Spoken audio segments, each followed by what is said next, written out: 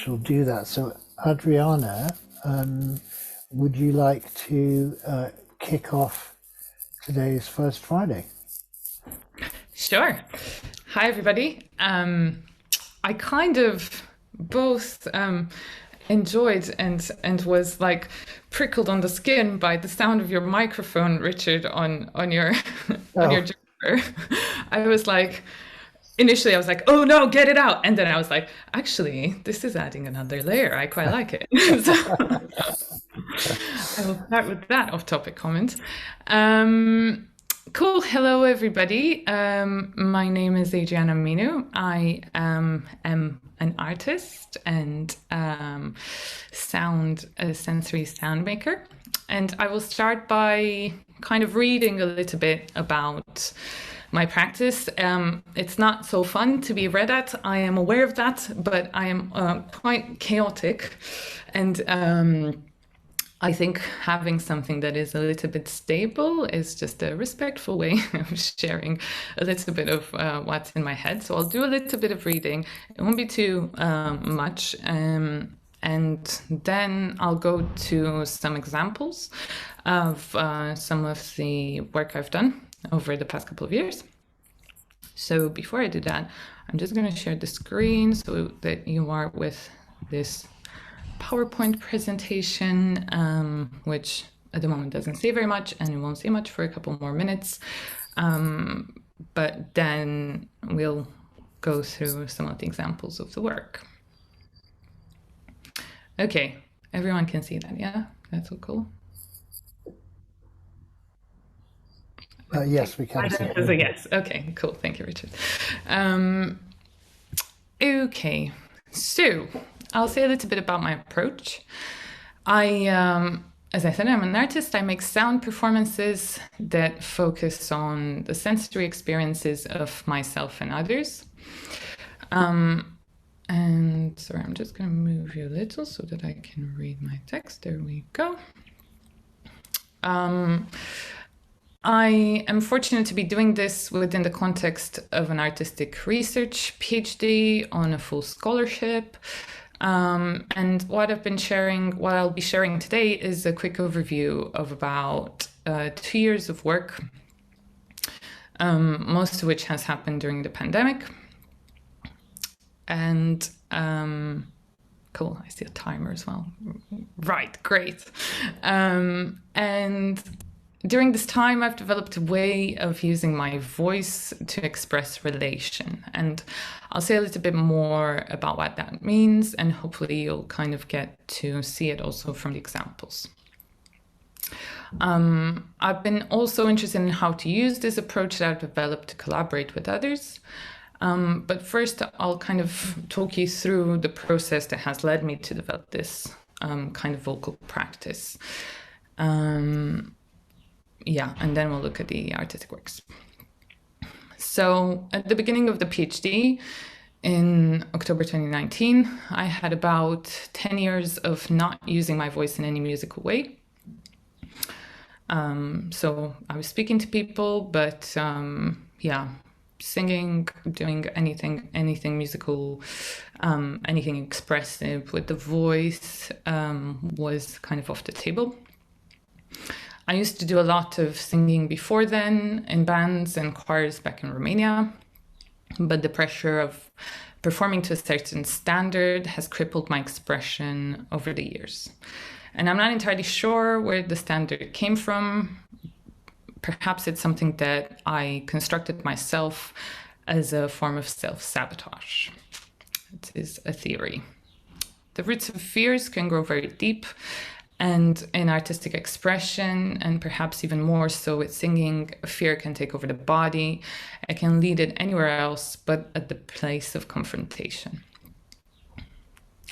So during the course of the PhD, I embraced this confrontation. I didn't really set out to embrace the confrontation, but I don't think there was really any other way to do it but by kind of facing it and dealing with it. So I started asking what happens when I sing, even if I'm afraid of it. And what followed were many months of singing and crying and reckoning with intrusive thoughts. And I did this over and over again. I had practice at some point of singing and recording myself singing every day for a month. I would go to a recording studio and sing in the studio and sing and cry and record and, just kind of move through, push through, slowly kind of try to progress. So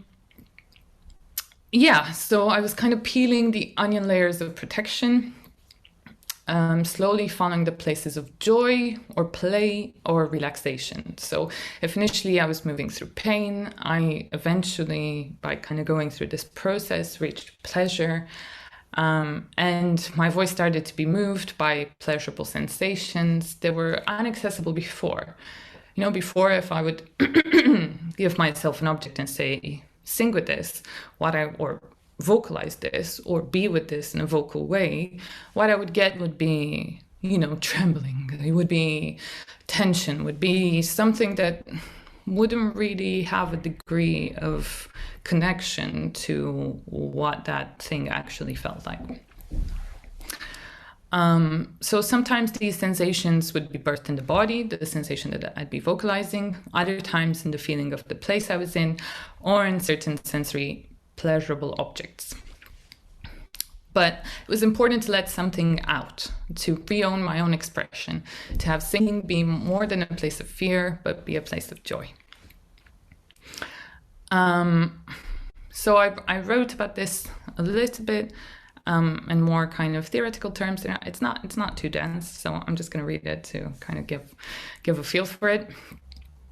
I was saying I'm interested in sound doing, what it is and contains, but also what it enables. What kind of knowing do we open ourselves up through sounding?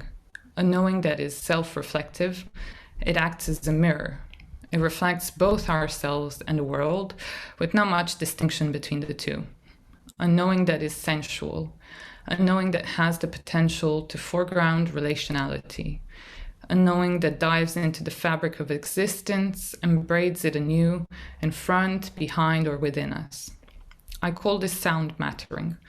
It recognizes that it is always in relation, always in the process of becoming. There is little stability within sound mattering. It is in constant flux. What felt in a certain way today might express something completely different tomorrow. So our attunement must be made to its moment of acting, the moment of transmission with all of its components, and not be pulled out and isolated from the rest of experience. Sound mattering is made of what is felt. And for this, one must allow oneself to feel. And when one opens themselves up to this, they open up to chaos and contradiction. For what is felt can reside in anything, which is always in relation with other things and can flow in any direction. So there is a need to develop resilience, what John Keats calls negative capability, an ability for, and I quote, being in uncertainties, mysteries, doubts, without any irritable reaching after fact and reason. A way of being that can more than withstand the encounter with the unknown, but be welcoming it, attuned to whatever it may be. So this way of sensing the world has become my sanctuary. It has allowed my body to perform again. It has allowed my body to form a sensory connection to sound and hold that connection no matter where it took me. As free-form improvisation, not mattering where sensation took me was an important thing to practice. Removing completely the sense of right or wrong was an extreme but necessary way to reform the broken connection to sound. But I was also very curious how to move it from being an introspective practice, a self-healing practice in which I was experiencing most of the sensory pleasure, to sharing it with others.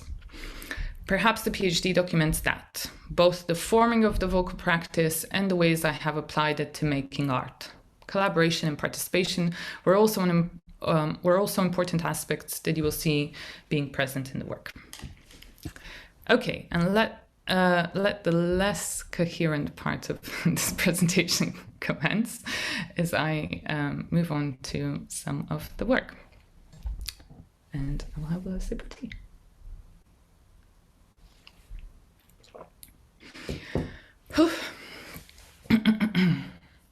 Okay, I can now no longer see the timer, but maybe that is an intentional thing. Yeah, you've got about 9.5 minutes left. Okay, great. Okay, so I'll start by kind of diving into one of the pieces of work, which is the product of me kind of tracing lines on a piece of paper and following them with my voice. The whole piece is, I think, about 13 minutes in length or 16 minutes in length, something like that.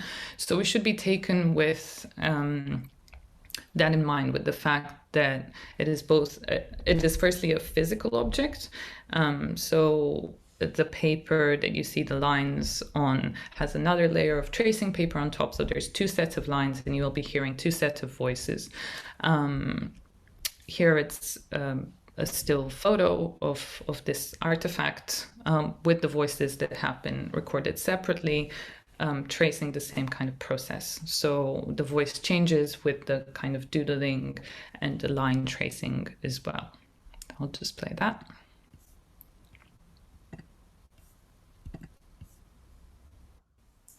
Right. Just move in.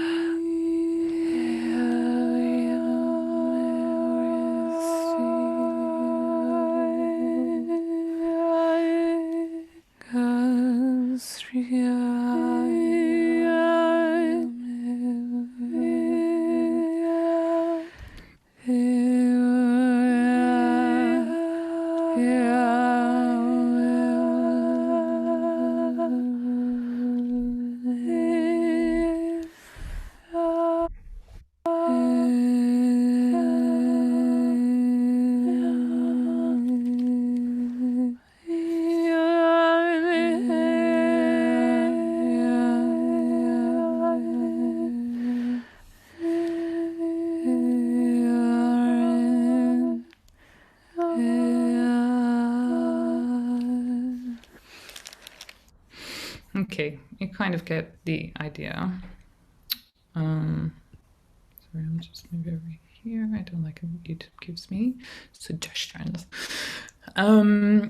Okay, so over 13 minutes, it becomes quite a meditative process. It's very much kind of connecting the gesture of drawing to the voice, and it's kind of materializing this act and also the physical properties of paper. Once I'm doing it on normal paper, the second time I'm doing it on tracing paper. So the sound kind of also changes because the physical feeling of my hand moving across the paper kind of changes. And I also quite like the way that these kind of voices end up kind of interacting with each other, even though they were kind of recorded in separation without really listening to the previous one. So anyway, that is an example of a kind of way of applying this kind of vocal practice into a physical artifact. I'll move on. The next piece I will dive into is a collaboration.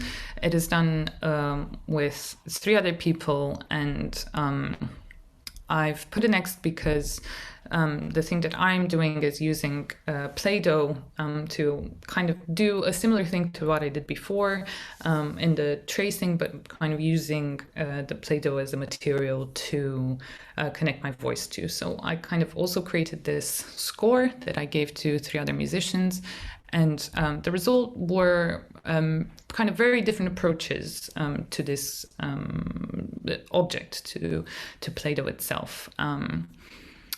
So I said, I don't know if I'll even read this, but what is essential maybe to remember is that at this stage I was kind of trying to share my process with somebody, and and the shortcut was, okay, let's do it as a set of instructions. I've been trying to kind of move away from instructions and scores for a while, and if we have time, I will show you ways that I have managed to do that. But for now, yes, a score was the way to approach it. So I'll just kind of dip into our different approaches to that. Come on, YouTube. Thank you. This is my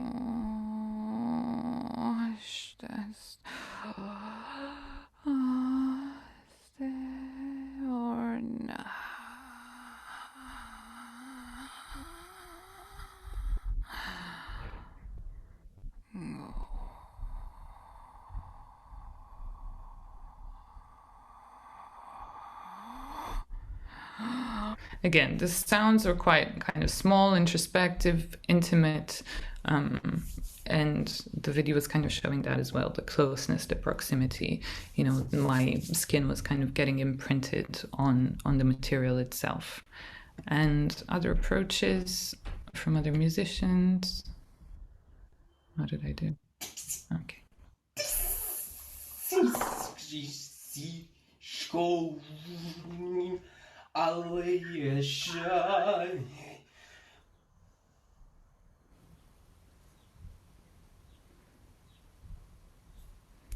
Well, YouTube kind of decides things, so I'm just going to move on to the next session. I'm not sure. I'd never thought about it before. They were just so droopy, you know? They really hung down there really long. And I just had never considered it in my life before, you know? Maybe some people just have long testicles, but, you know, is that a red flag? Do I have standards, you know? So anyway, there was just something that struck me when I first saw them, and they were definitely longer than any of the other testicles I've ever seen in my life. Like really, really long, you know, like stretching down. Just, I don't know where he put them. Okay, moving on.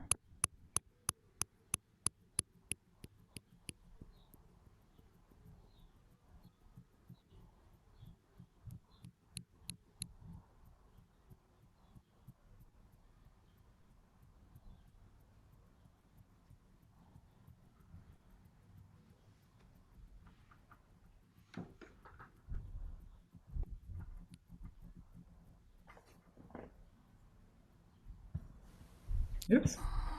Okay, if you were confused, do not worry. I'm just going to give you a 2-minute warning. Okay, that's great. I'll just move very, very quickly through some of these other things. Okay, other things that have happened. 45 minutes audio score in which people were kind of guided through an audio journey in their own living room. A visual score of that in which people were kind of coming into the room, then had some exercises on the way to their sofas. It is a piece that you can access at this link above, which I can put in the chat as well. And the result of that, all of the sounds, as people were kind of going through these exercises, they're also recording the sounds, and then the sounds are reaching a 3D virtual space in which they were being spatialized in.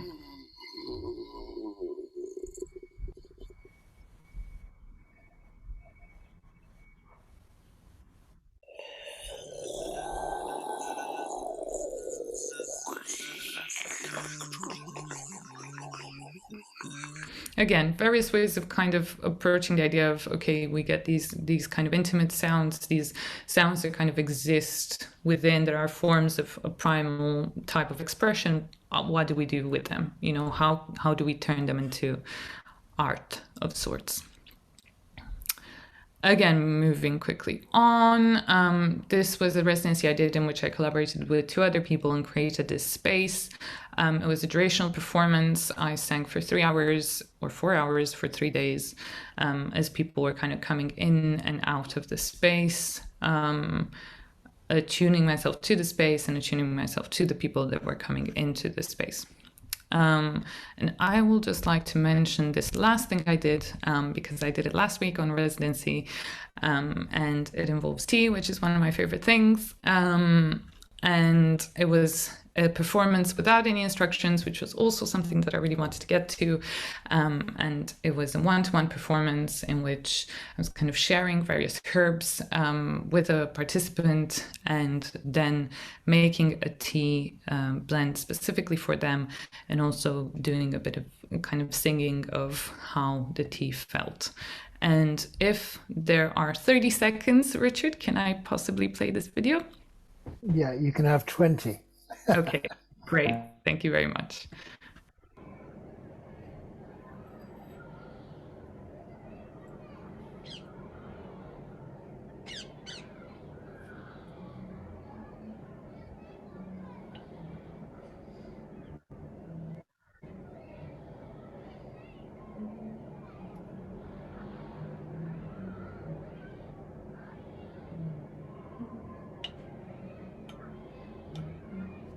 Sorry, I took 25.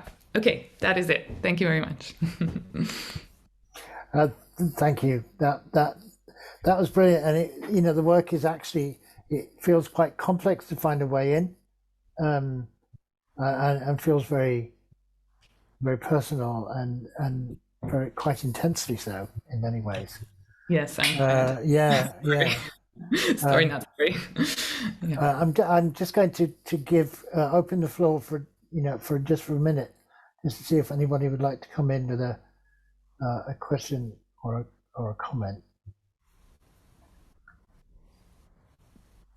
Can I just say something? Yes, please. Yes.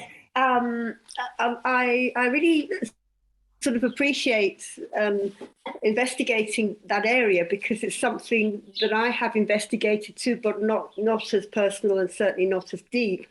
But my way has been bird sound, and I'm very tuned into those sounds, and then I translate it into visuals. That's as far as I've gone.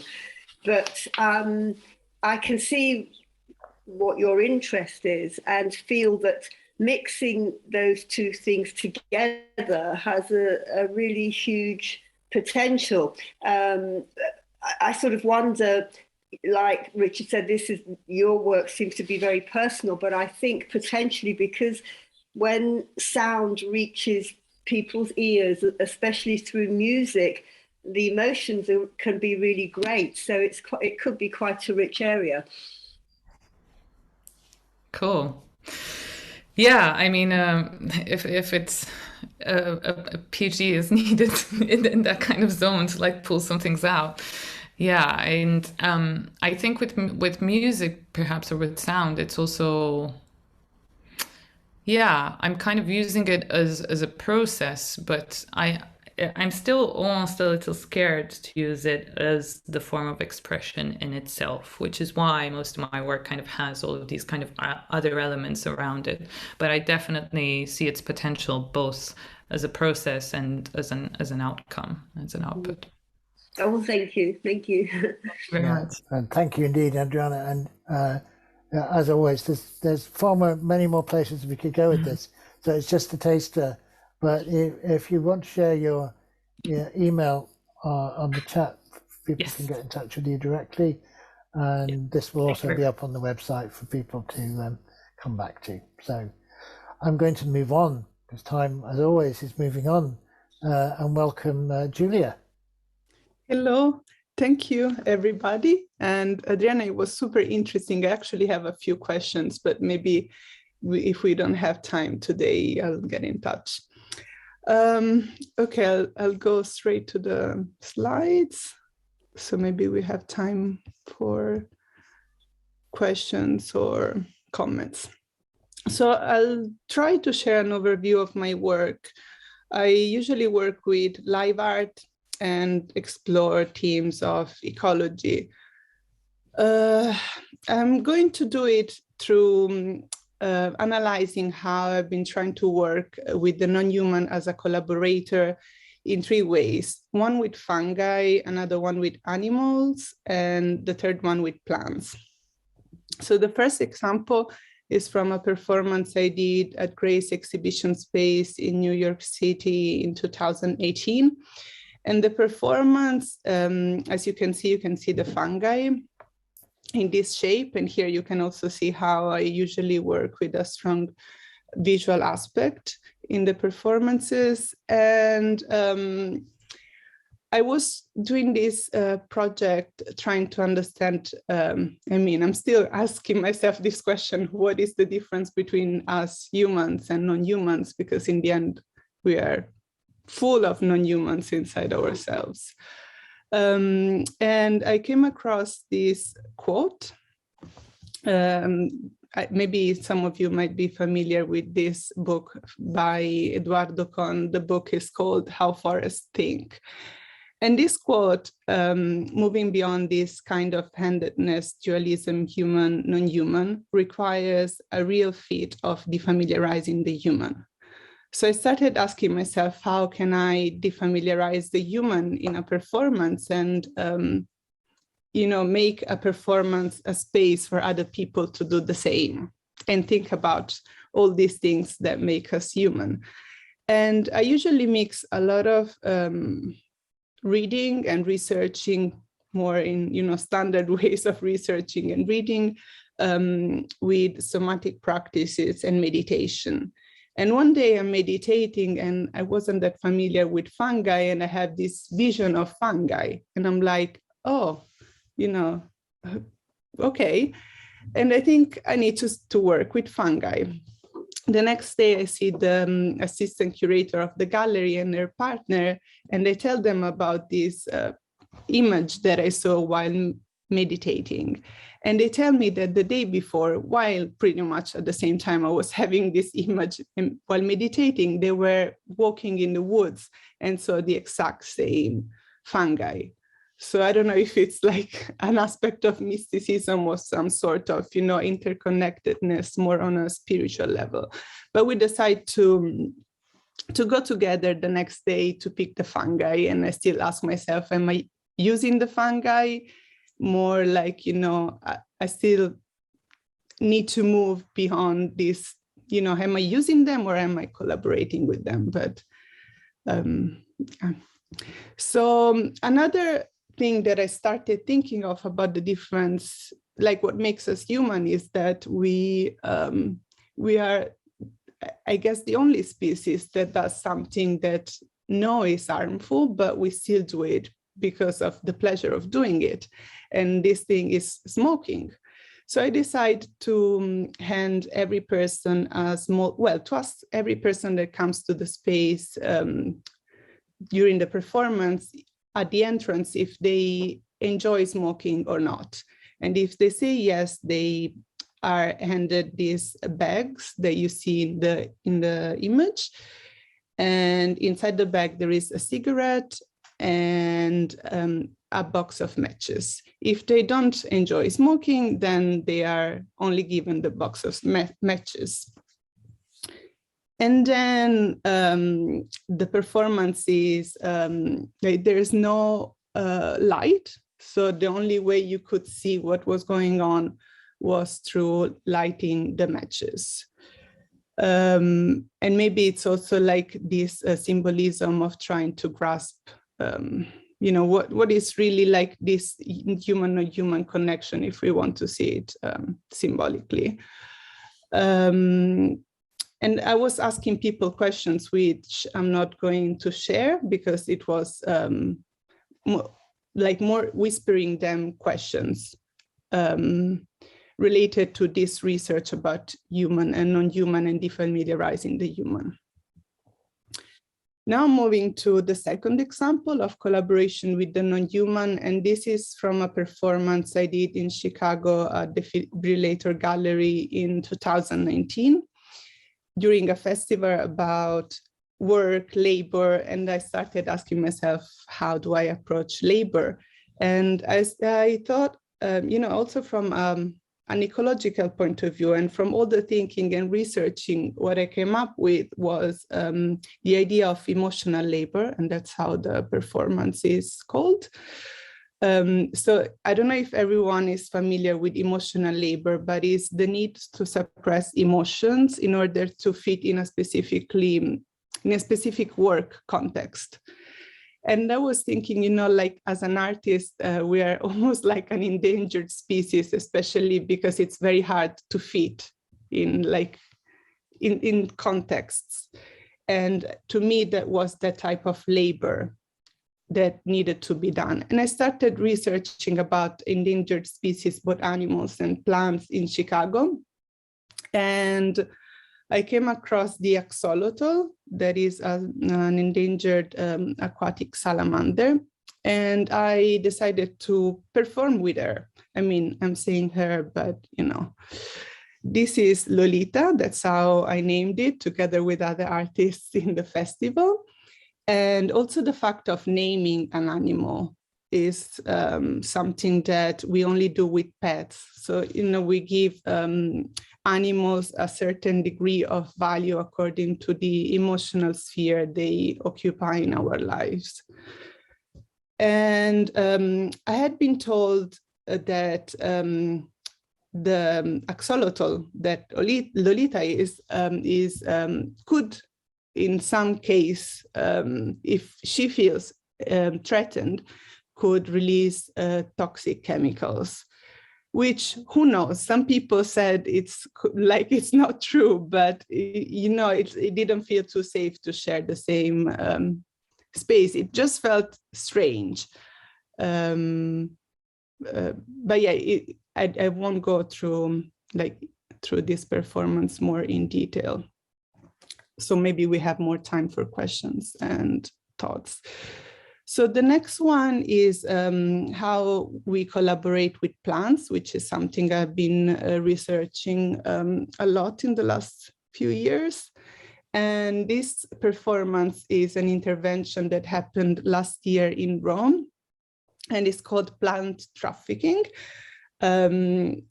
which is a big thing if you are not familiar with it. But yeah, also like more on a personal level, I started thinking how more and more people don't feel comfortable buying animals, but they do feel comfortable buying plants. So, you know, it's still like, what type of relationships do we build with plants? And, you know, this idea of Monsanto wanting to hold the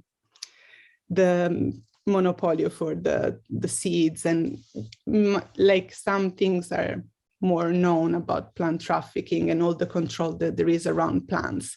So I started going around the city center in Rome. I first bought a plant, and I was like picking the plant, like, you know, you go and pick your, I don't know, your like a thing, not like something that you recognize as a living being, more like an object, you know, the one that looked cuter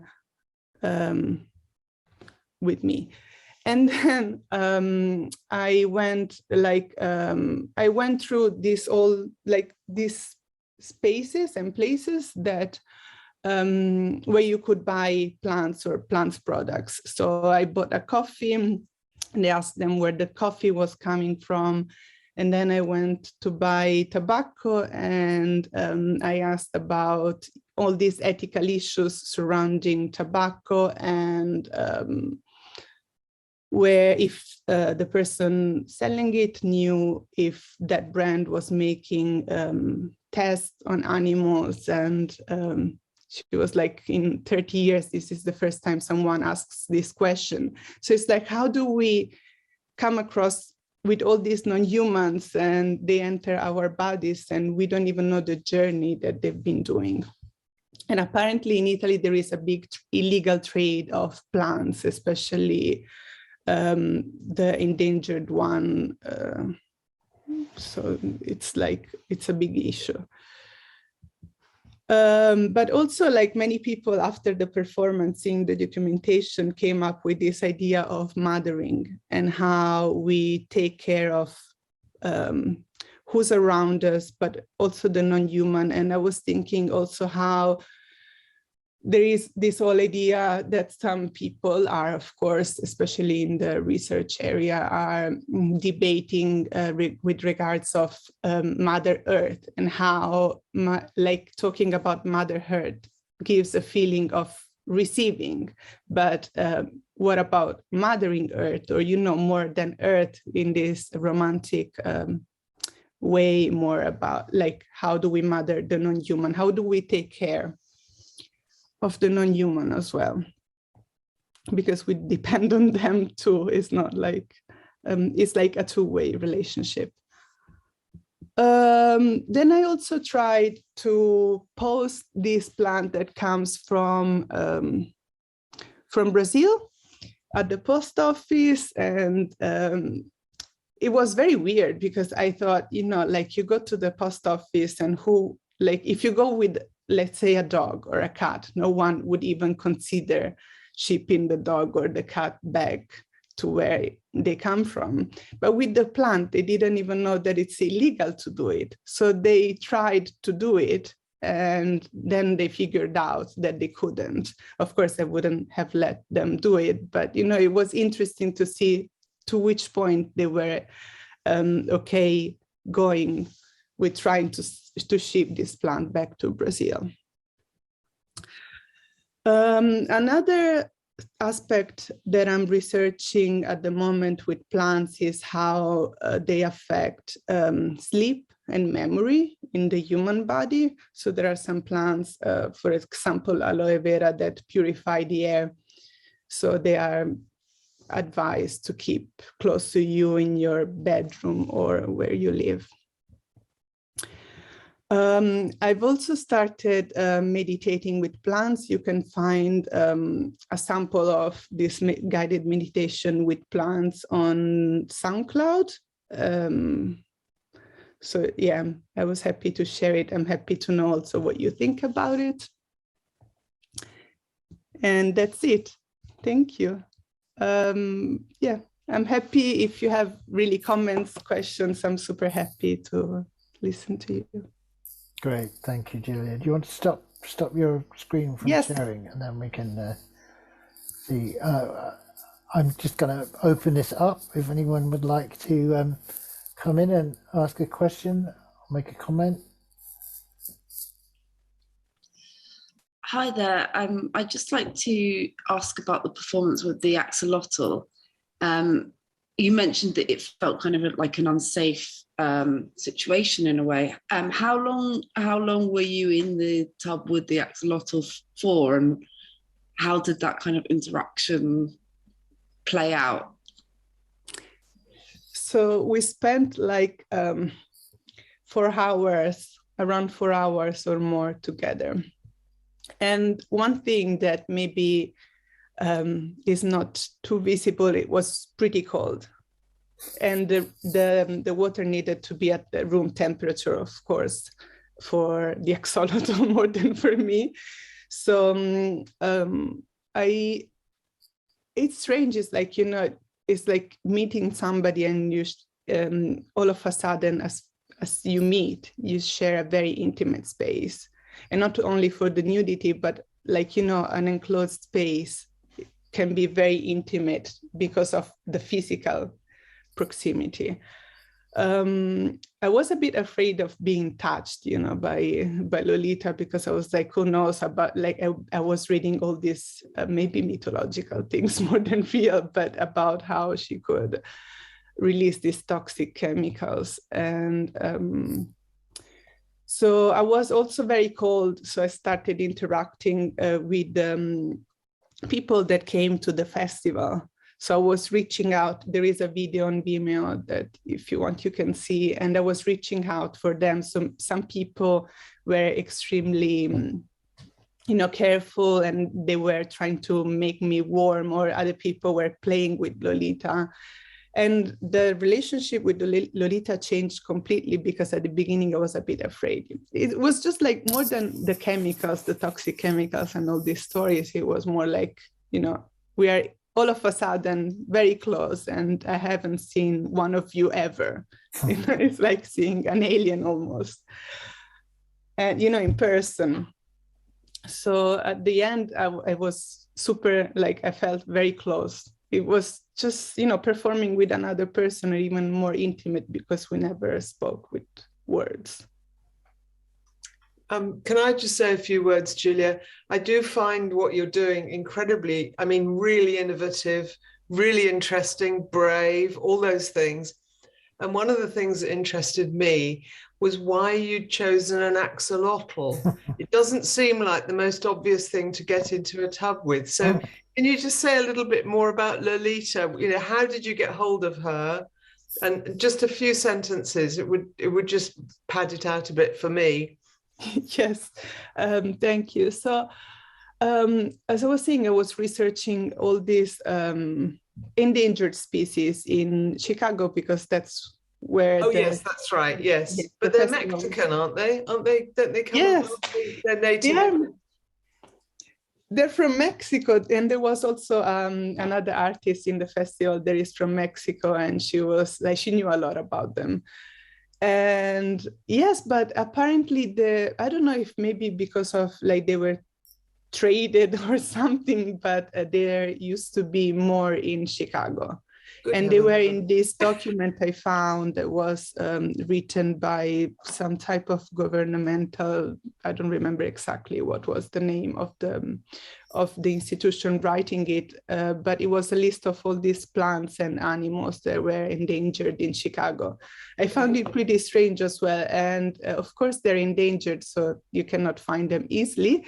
And so it was a bit of a journey with an assistant going to pick Lolita to this like husband and wife that had the only like Lolita, you know, especially an albino axolotl in Chicago, and it was like crazy. But yeah, it just felt, you know, and like as I was saying, sometimes there are also these mystical aspects, and I was debating whether it felt okay, you know, working with an animal, especially because I went to ask in an animal shop, and they were criticizing a lot because they were like, what are you doing with this animal? We don't have it. It's extremely endangered. Why are you using it? So I was like, what am I doing? And I was speaking to another artist in the festival. And while we were walking down the street during the night, there are these two guys that stop us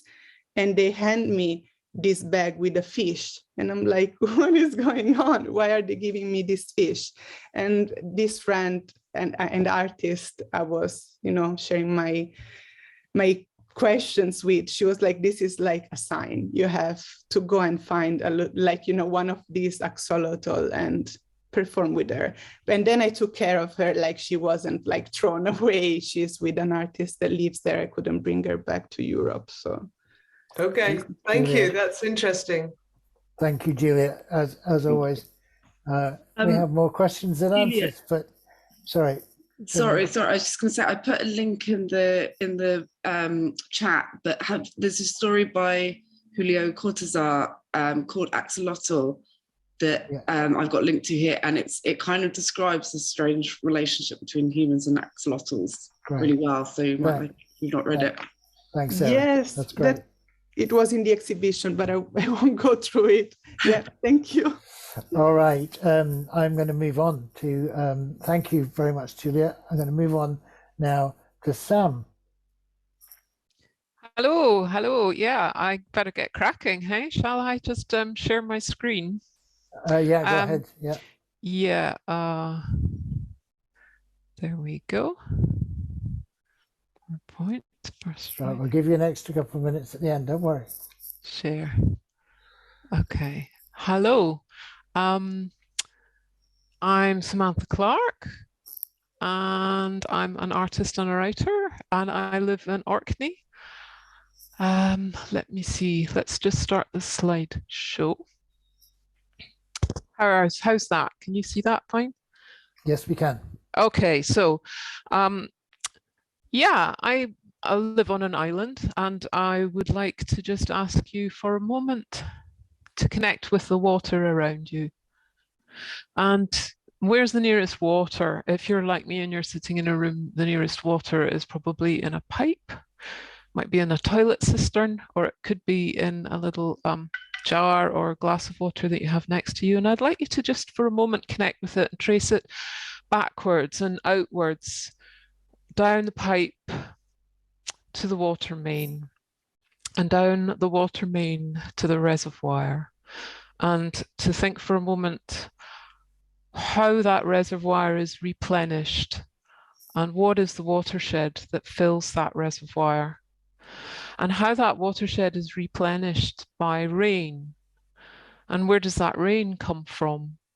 And if you live in the UK, your rain will come on that great atmospheric river that we call the Gulf Stream.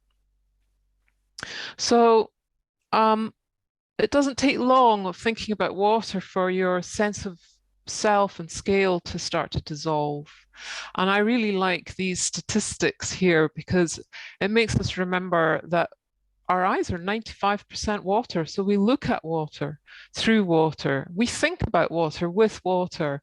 And I like this image here because it sort of shows we are wading through water up to our shoulders. And a lot of my recent work has been a slow contemplation of water. I draw it, I write about it, I photograph it, I film it, I read about it, and we'll look at some of these in a moment.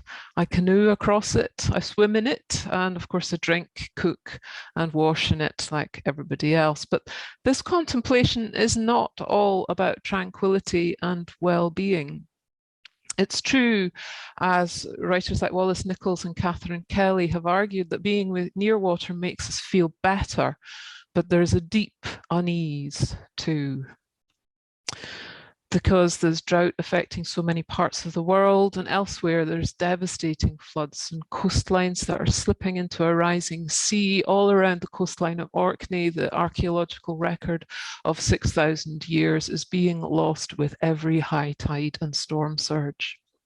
And the climate emergency brings our relationship with and reliance on water into really sharp focus, and it reveals stark inequalities of access and deep environmental injustices.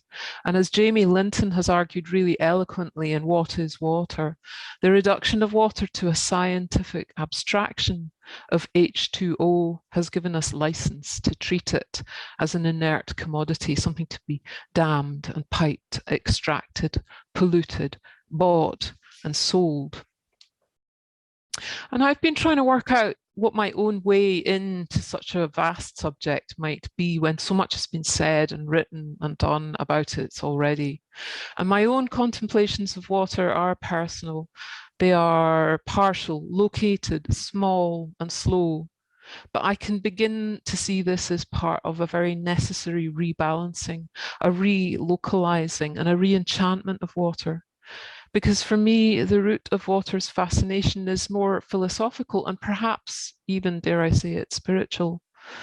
Because water is a real, tangible phenomenon. It's in our familiar, shared, everyday world. But there's something about its inherent nature that helps us to reach towards parts of our lived experience that are mysterious, puzzling, humbling, elusive, or just too big, complex, and paradoxical for us to hold steady in the mind. Just the way a simple glass of water in our hand, like this, would reach back through taps and pipes and reservoirs to clouds and atmospheric rivers like the Gulf Stream and the oceans. And the way, like here in the landscape of Orkney in the winter, the reflected sky sparks up out of a puddle and shows us a gleaming other world down there where we bury our dead, just here, but somehow unreachable. And the way that water is constantly undergoing processes of change, as if it's embodying the passage of time. Every day, the steady passage of moments, days, weeks, years. How we spend our moments is how we spend our lives. And I just want to be here while it's happening. This is behind the very slow and repetitive way of drawing water that I'm using here. Something accumulates. And I'm aware that there's a paradox of working so slowly to record something so mutable, but art and writing both let us slow time down, slow our thoughts down, so we can take a proper look at things, not stop anything, but introduce a meander, an eddy. A sentence is a track along which attention is drawn. A painting is a visual path that looking follows. A musical composition does the same for listening. Art is a summoning of attention. To create it requires the highest directed focus, as does experiencing it. So writes Sven Burkertz in his essay, Attending the Dragonfly, in this book, Changing the Subject. And since COVID, like in this event, for example, more and more of us are living, working, and even socializing online.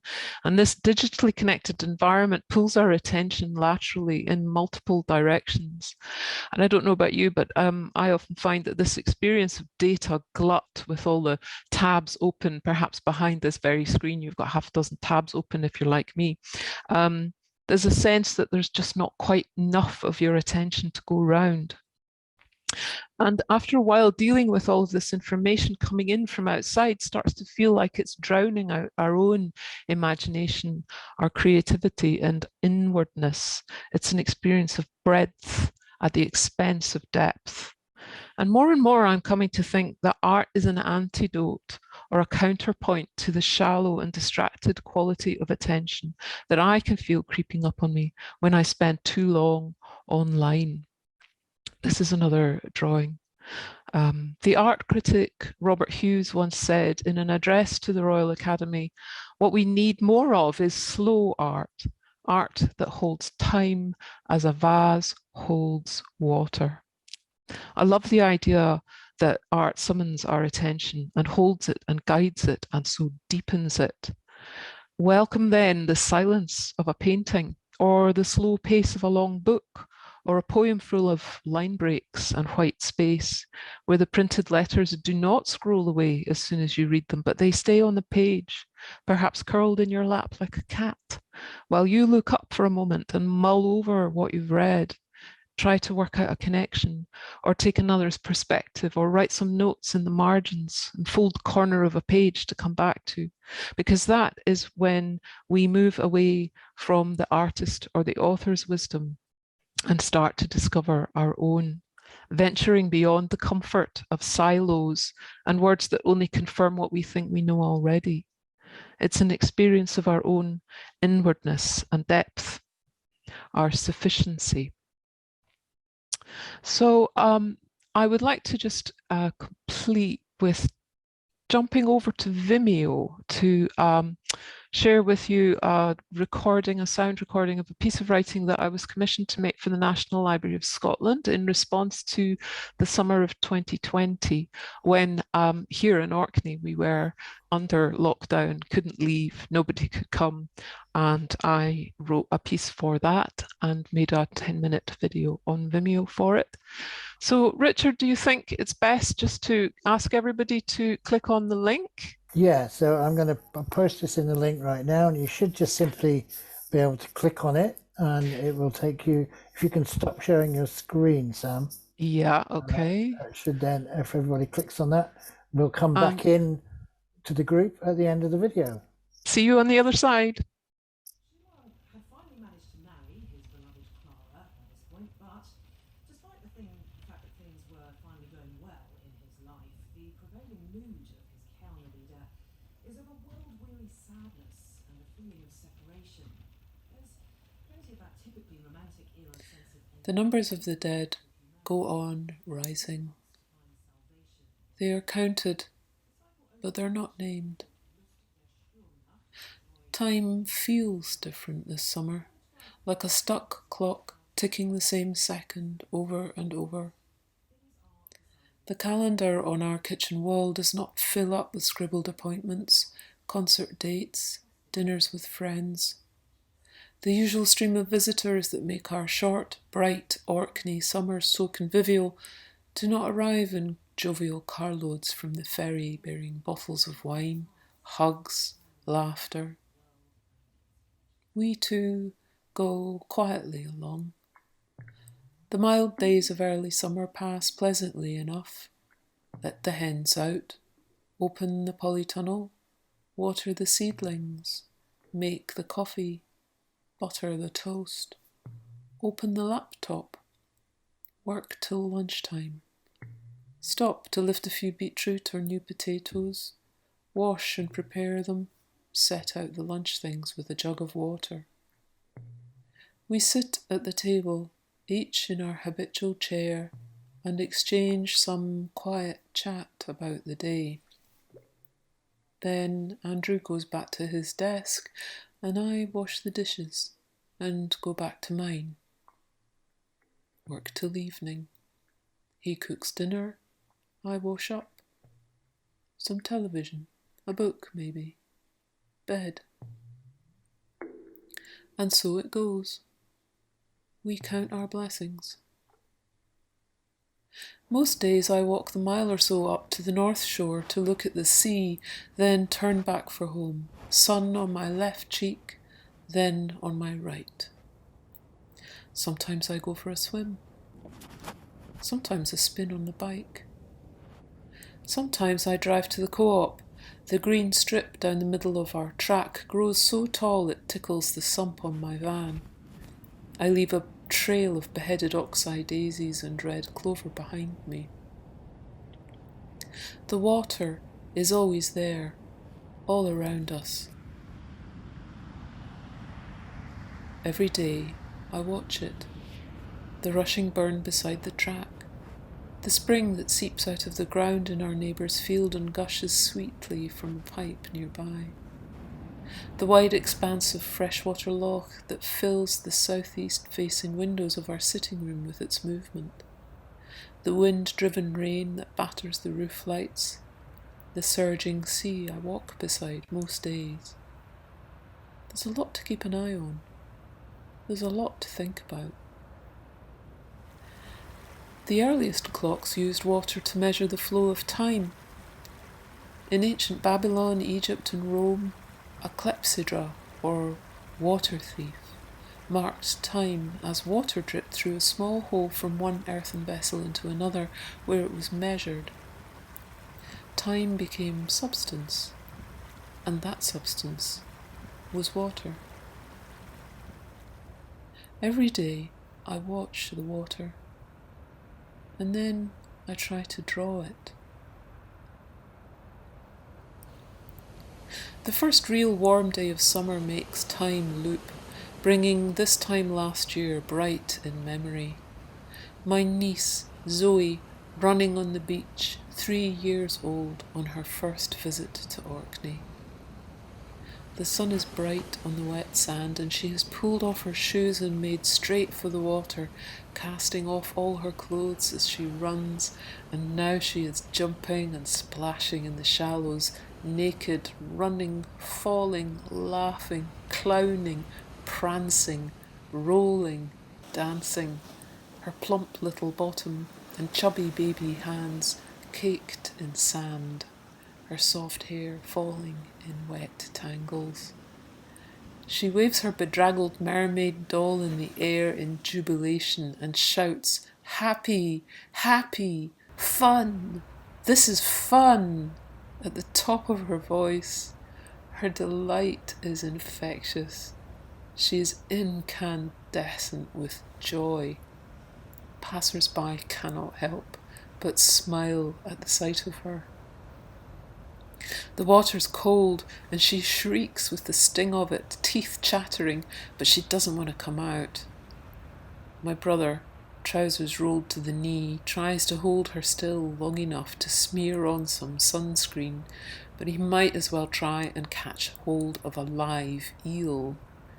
She is more exuberantly alive in that moment than anything I have ever seen, running on the strand, aflame with delight. Her name means life. I'm afraid to love her. I fear we will not be able to protect her. They say the sea will cover this beach one day and not recede.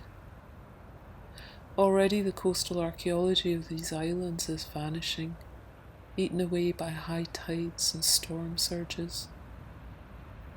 I check the maps and the predictions to see how long we've got. It's not long enough. For me, perhaps, but not for Zoe. This summer, my brother sends me photographs so I can see how tall she's growing. I watch the water and then I try to draw it. Yesterday I soaked some paper, stretched it over a board and taped it all around the edges. Now it has shrunk drum tight as it dried overnight. Today I squeeze out a round pea of Payne's grey from an old tube of paint that's gone a bit claggy, mix it with a smudge of Prussian blue, some water, and add a slosh of old tea, a good strong brew. The tannins in the tea will make the pigment clump into granules as it dries, and if I'm lucky and it goes right, it will leave tiny reticulated marks behind the receding tide of evaporating water in fine sedimentary layers.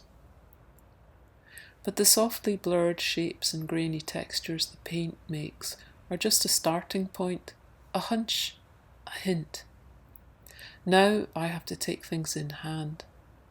It can take a while to work out what to do next. I pin the sheets up around the studio so I'll come upon them unexpectedly from different angles or in different corners. That way I hope I'll see what they need. Then the work really starts, drawing over them, drop by drop, layer by layer, line by line, gathering up time. I dreamt last night I was in a flooded city. The water kept coming fast and deep. The city was deserted. All the other people had left, heeding warnings of catastrophe, but for some reason I had lingered, and now I was trapped. The water was rising. It was coming from all directions at once, gushing down motorways, smashing between buildings, cascading off concrete flyovers to crash down on the streets below in a huge slow-motion cataract. There were many strange and exotic animals swimming away from the city, as if from a flooded zoo. A long row of elephants held their trunks high as their big legs beat the water. There were rhinoceroses too, zebras and hippos, all swimming hard. After these, other beasts began to emerge, now strange and mythical. Krakens, unicorns and griffins, manticores and basilisks, creatures horned and tentacled and scaled, all came creeping silently from doorways and trapdoors and bunkers and swam away. All the wild animals of the world and of the mind were swimming away from the city, leaving me stranded and frightened among the grey concrete and the swirling brown water. Mist on the loch this morning and an eerie stillness. Words have gummed up. They don't flow today. Everything's grey. There was a man fishing the loch earlier. He sat alone in his boat, very still, casting into the Har. He's gone now. There is only the white sky and a faint shiver of white water through white mist. Grey gulls dip and wade in the shallows. The whole world seems to float. To be folded inside a mist out on a hill or on the open sea is to be disoriented and exposed to danger, but here at home by this loch I am hidden by the thick fog, and the danger's elsewhere. It cannot find me here. Held between water that's half sky and sky that is half water. No one can see me here. I'm safe. I am safe. Can I hide here until the danger is past?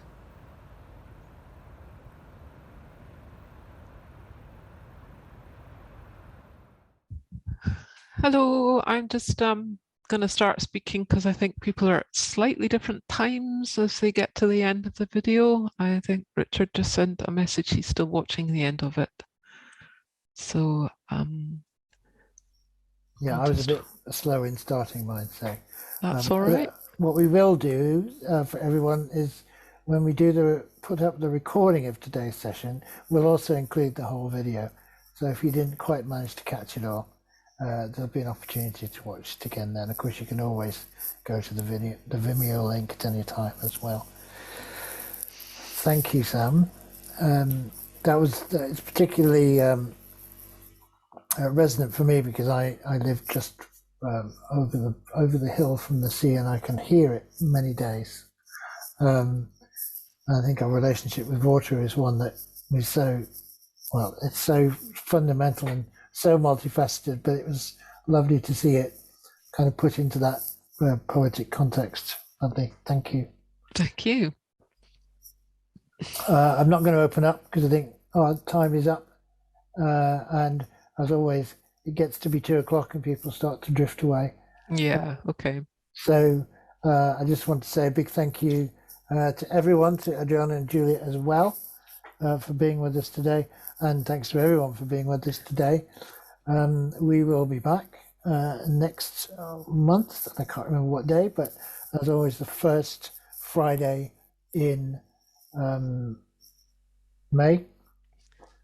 And we look forward to seeing you then. So Can I just say very quickly before everybody goes that I've put a couple of links in the chat if people want to check out my website, and I've got a weekly e-newsletter that I send out, and I've sent a sign up link for that and Instagram link, so it's up there if you scroll up before you leave. That's great. And although the chat will disappear in a second, it is saved and we will put it up on the website.